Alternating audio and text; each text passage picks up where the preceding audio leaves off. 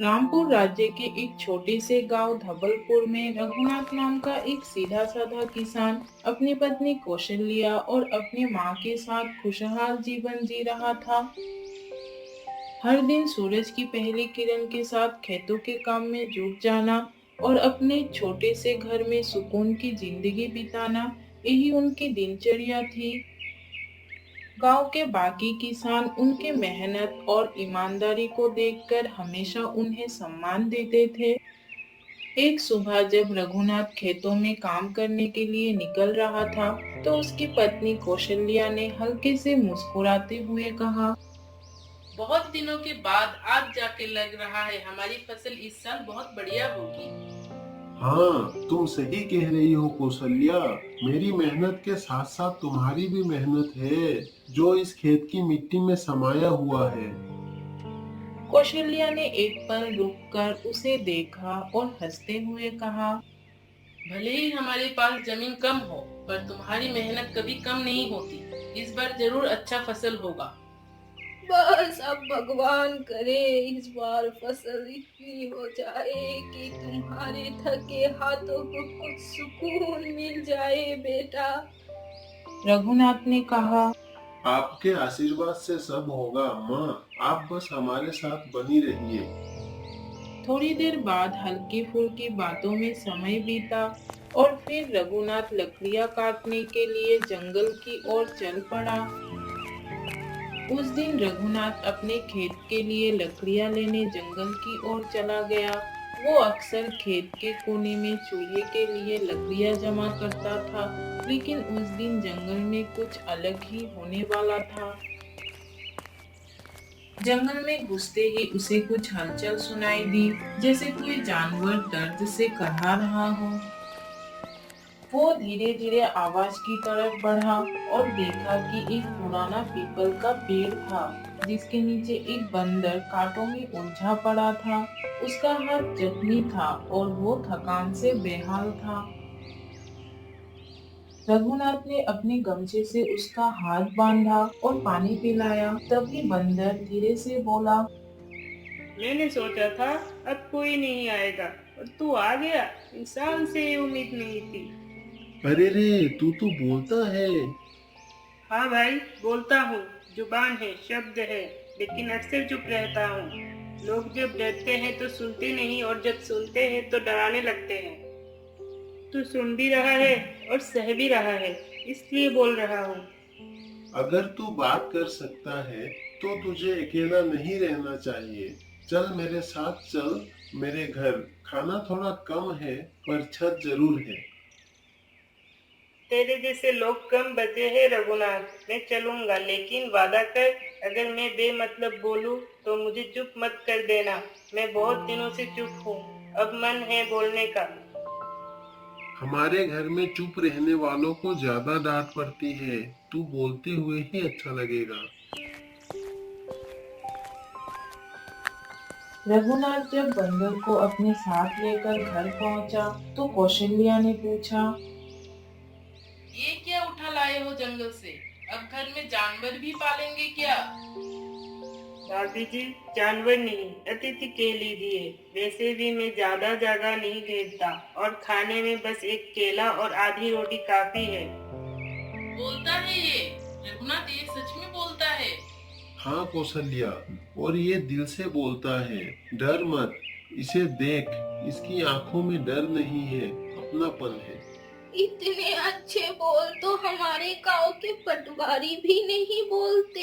ठीक है, रह ले यहाँ कुछ दिन, लेकिन झूठ ना बोलना और शरारत ना करना। मेरा नाम रख लो गप्पू, क्योंकि मैं बोलता बहुत हूँ। धवलपुर की गलियों में अब सब कुछ नया हो रहा था। रघुनाथ के घर से हर शाम हंसी ठहाकों की आवाजें आती थी। कभी अंदर से हलवा की खुशबू आती, कभी बाहर गप्पू गाय को घास खिलाते हुए दिखता। गांव के बच्चे फुसफुसा कर बातें करते। रघुनाथ काका के घर में एक बंदर रहता है जो बोलता है। कुछ लोग हंसते, कुछ लोग चौंकते और कुछ जमींदार धनराज चौधरी जैसे चुपचाप ईर्ष्या से जलते। धनराज चौधरी अपनी हवेली में अपने चहेते चमचे चुन्नीलाल के साथ बैठा था। ये क्या बकवास है चुन्नीलाल, एक किसान के घर कोई जादुई बंदर रह रहा है। हुजूर, मैंने अपनी आंखों से देखा है, वो बंदर बात करता है, घर और खेत में भी काम करता है। ये कैसे हो सकता है? ये कोई जादू टोना है क्या? हुजूर, वो बंदर मामूली नहीं है। अगर वो आपके कब्जे में आ जाए तो समझिए पूरा धवलपुर आपके पैरों में होगा। कोई आपकी बराबरी नहीं कर सकेगा। उस किसान के पास ऐसा खजाना है और वो चुपचाप घर में पाल रहा है। लगता है रघुनाथ अपनी औकात भूल गया है। हुजूर, चाहे तो हम उस बंदर को रात में चुपके से उठा सकते हैं या फिर सीधे रघुनाथ पर दबाव बना सकते हैं। रघुनाथ से कहो कि जमींदार साहब को गप्पू से मिलना है। अगर वो खुद लेकर आए तो बढ़िया, वरना हमें दूसरा रास्ता चुनना होगा। अम्मा, ये लो आपकी खाना, ताकि थोड़ा आराम कर लो। रे रे गप्पू, तू तो सच में भगवान का भेजा हुआ बंदर है। तू मेरा कितना ख्याल रखता है। अब तो गांव के लोग भी पूछते हैं कि मैं गप्पू का नौकर हूँ या दोस्त।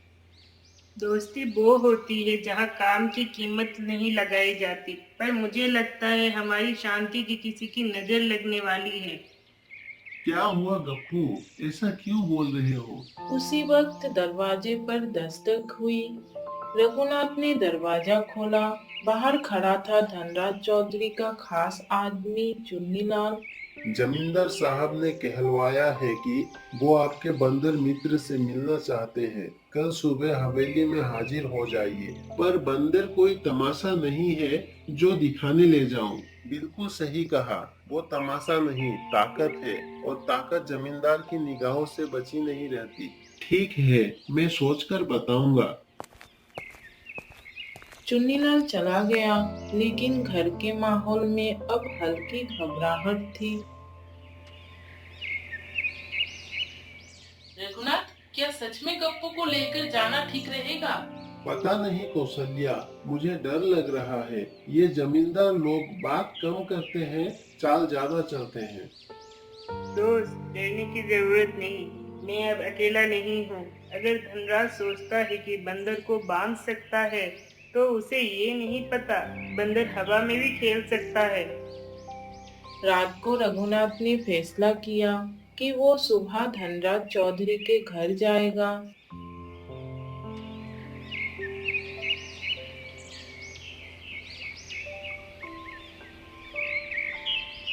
सुबह की हल्की ठंडी हवा और धूप की नरम किरणें धवलपुर की गलियों में उतर चुकी थी। रघुनाथ ने गप्पू को हल्के से तैयार किया, एक छोटा साफ कपड़ा पहनाया और माथे पर तिलक भी लगा दिया।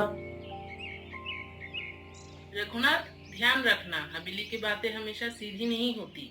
चिंता मत करो कौशल्या, मैं गप्पू का तमाशा बनाने नहीं ले जा रहा हूँ। मैं अपना दोस्त गप्पू को सबसे मिलाने ले जा रहा हूँ। और मैं भी धनराज चौधरी के घर देखने चल रहा हूँ। सुना है बाहर की छत इतनी ऊंची है कि मैं 10 बार पलटी मार सकता हूँ। हवेली के अंदर एक बड़ा हॉल था, जैसे कोई तमाशा होने वाला हो। जमींदार धनराज चौधरी तकिए के सहारे अकड़ कर बैठा था। पास में उसका चमचा चुन्नीलाल खड़ा था और कुछ नौकर चाय पाने की तैयारी कर रहे थे। जैसे ही रघुनाथ और गप्पू अंदर पहुंचे, धनराज चौधरी ने कहा, तो यही है वो बंदर जो बोलता है। हाँ, लेकिन ज्यादा जोर से मत बोलिए साहब, मैं कोई नौकर नहीं हूँ, मेहमान हूँ। बड़े तेवर है तेरे, चलो कुछ दिखाओ, कुछ जादू, कुछ करतब। मैं बंदर जरूर हूँ, लेकिन तमाशेबाज नहीं। इस घर में रोटी, इज्जत और प्यार मिला, वहाँ मुझे रहना अच्छा लगता है। ये बंदर हमारी तौहीन कर रहा है हुजूर। रघुनाथ, तू अपने इस बंदर को समझा, या फिर याद दिलाऊं कि इस गांव की जमीनों पर अब भी मेरा हक है।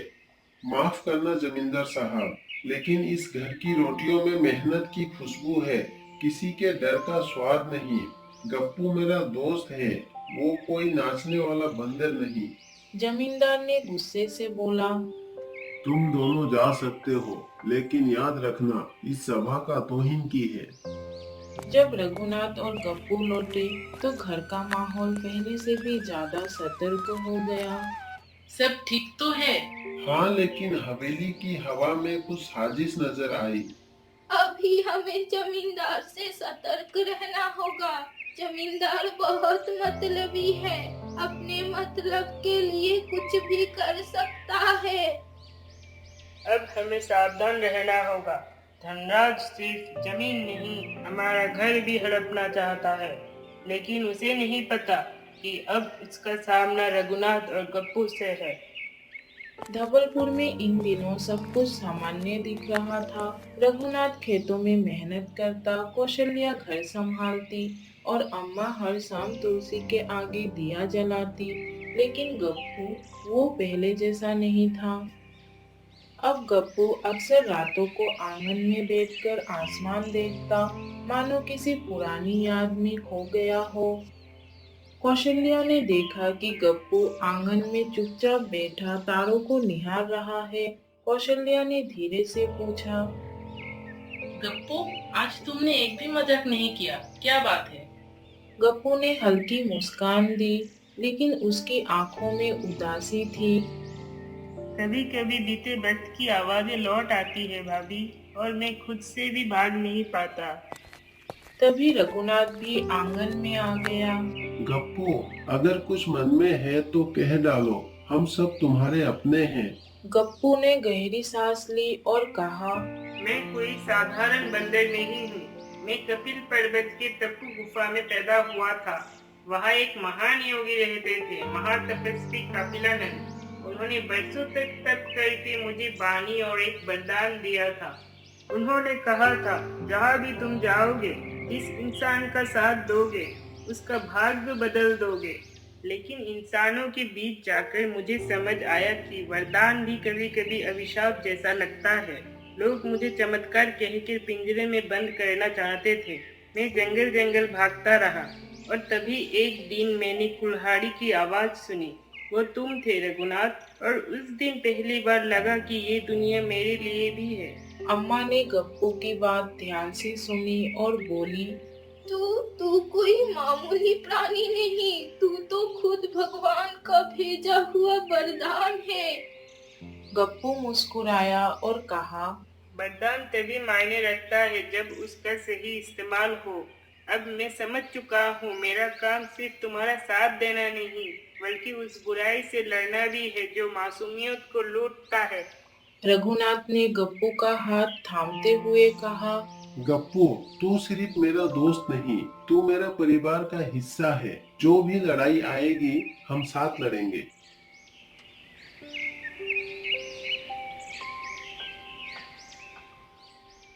धनराज चौधरी हवेली में बेचैन टहल रहा था। हर दिन उसे एक खबरें मिलती कि रघुनाथ का खेत अब पहले से ज्यादा हरा भरा है और गांव के लोग पहले से ज्यादा उसका सम्मान करने लगे हैं। एक मामूली किसान, और अब ये हीरो बन रहा है। इसके पीछे जरूर उस बोलने वाले बंदर का हाथ है। मालिक, सुना है वो बंदर कोई साधारण जानवर नहीं है, शायद उसके पास कोई जादुई ताकत है। रात के तीसरे पहर धनराज चौधरी अपने पुराने तांत्रिक भैरव बाबा के पास गया।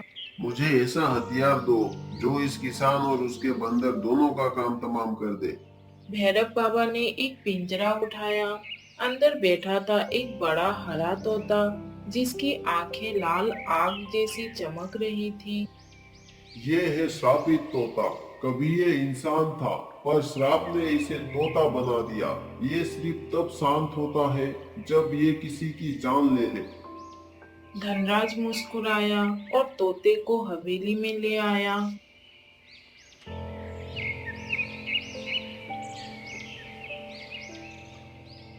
सुबह होते ही रघुनाथ खेत की ओर जा रहा था।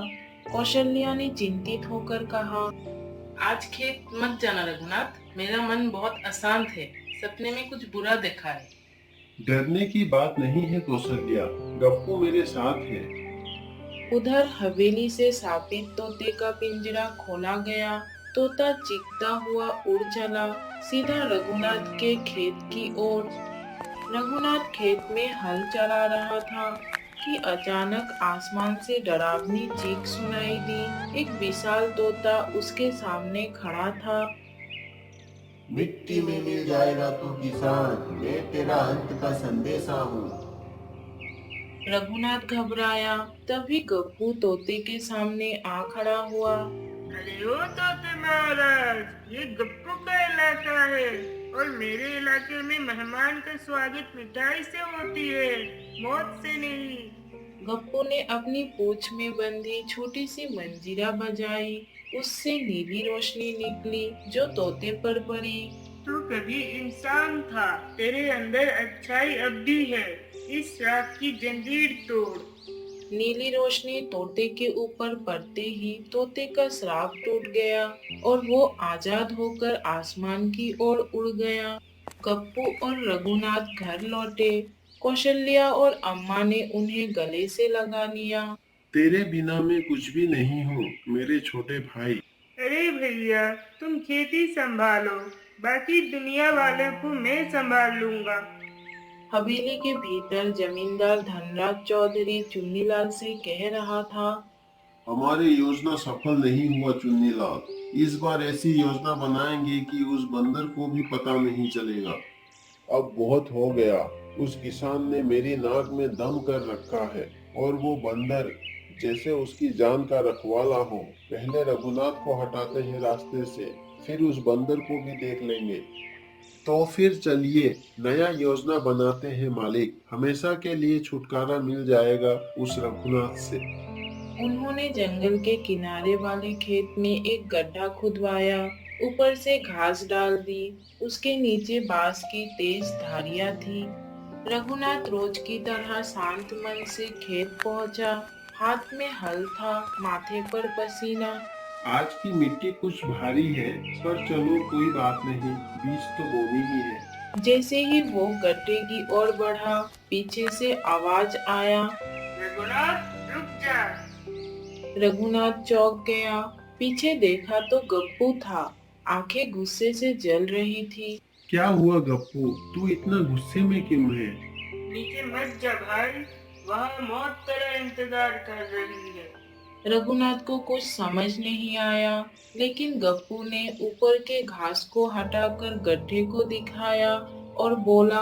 धनराज चौधरी ने तुझे मारने की योजना बनाई है। उसी वक्त जमींदार धनराज चौधरी और चुन्नीलाल भी आ पहुँचे। शायद ये देखने की काम बना या नहीं। वो जैसे ही पहुँचे, गप्पू उनके सामने कूद पड़ा। आज तो तुम रघुनाथ को मार ही देते अगर मैं ना होता।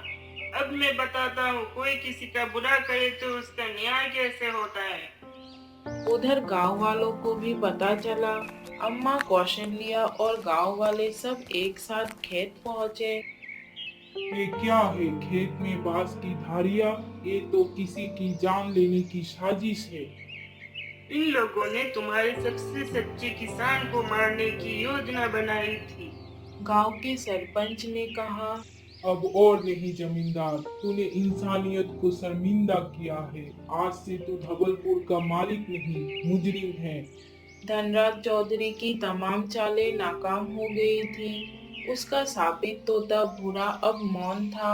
गांव ने एकमत होकर फैसला लिया। धनराज चौधरी को हवेली से निकाल दिया गया। अगर तू आज ना होता तो मेरी कौशल्या विधवा बन जाती, अम्मा की दुनिया उजड़ जाती। मैं सिर्फ तेरा रक्षक नहीं भाई, तेरा साया हूँ। जहाँ तू होगा मैं रहूँगा। धवलपुर में अब खुशियों का माहौल था। रघुनाथ, कौशल्या और अम्मा के जीवन में शांति लौट आई थी। गांव वाले गप्पू को अपने परिवार का हिस्सा मानने लगे थे। एक रात जब पूरा गांव सो रहा था, गप्पू आसमान की ओर देख रहा था। तभी नीले रंग की एक चमकदार रेखा आसमान से उतरी। वो आवाज किसी और को सुनाई नहीं दी, लेकिन गप्पू के कानों में गूंज उठी। कपिल पर्वत से तुम्हें बुलावा है गप्पू, तुम्हारा समय पूरा हुआ। गप्पू की आंखों में चमक और उदासी एक साथ भर आई। सुबह होते ही गप्पू ने रघुनाथ, कौशल्या और अम्मा को बुलाया। मुझे जाना होगा। कपिल पर्वत ने पुकारा है, जहाँ मेरी असली दुनिया है। तो हमें छोड़कर कैसे जा सकता है गप्पू? तू तो मेरा भाई जैसा बन गया है। रिश्ते दिलों में रहते हैं, शरीर में नहीं। मैं जाऊंगा, पर हर बारिश की बूंद में, हर फसल की खुशबू में और हर बच्चे की हंसी में मैं यहीं रहूंगा। गप्पू पेड़ पर चढ़ा, आसमान की ओर देखा और एक चमकती रोशनी में बदलकर कपिल पर्वत की ओर उड़ गया। उसके जाते ही धवलपुर में एक हल्की सी हवा चली, जैसे किसी ने गांव को आशीर्वाद दिया हो।